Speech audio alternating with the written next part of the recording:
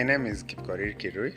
I describe myself as a designer, and that's basically solving people's problems. Right now, I'm more in the tech ecosystem. I work for a company called Microsoft. It's not very small, and my job is just to work with different teams to figure out products we are building and improve them. Yeah, that's what I do. Yeah, for sure. It's not like a secret. And I think the more you talk to people in the startup and the SME space, you would actually understand why someone would switch from running their own business to going back to employment. So the cost of doing business in this country is too high.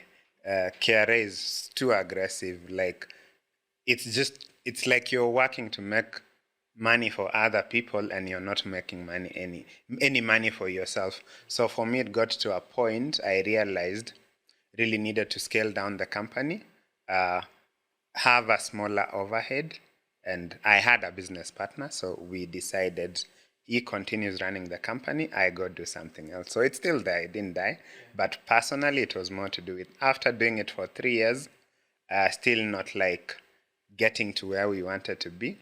I decided to try something else. And it's a general theme in my career and my life. I do everything as an experiment of 3 years generally.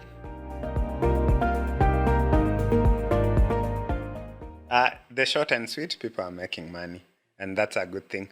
We often talk about Africa being poor. How do you break like the cycle of black tax? It's by having more people earning income that allows them to build a better future for the generation that's coming. If you look at stories of successful entrepreneurs, especially in the startup ecosystem, most of them come from what you describe as a privileged background. If even locally, if you look at most of the startup founders, they are probably expatriates of people who worked in larger companies.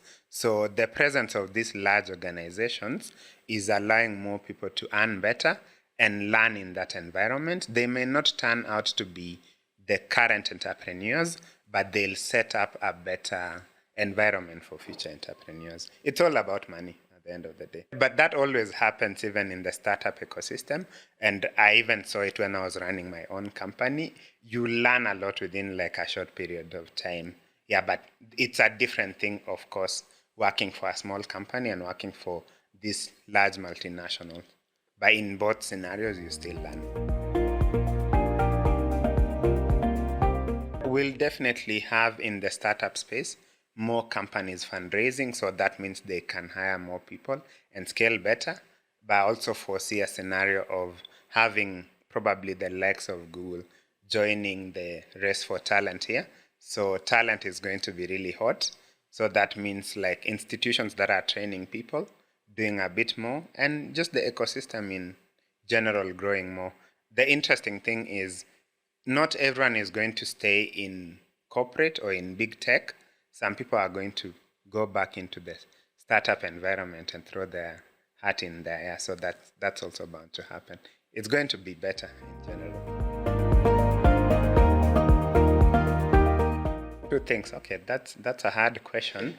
Definitely, the first one would be more on the creating a better funnel of people getting into different careers in tech. So I would spend a bit more money in supporting technical institutions, universities, to improve their curriculum and the quality of graduates that they churn out there.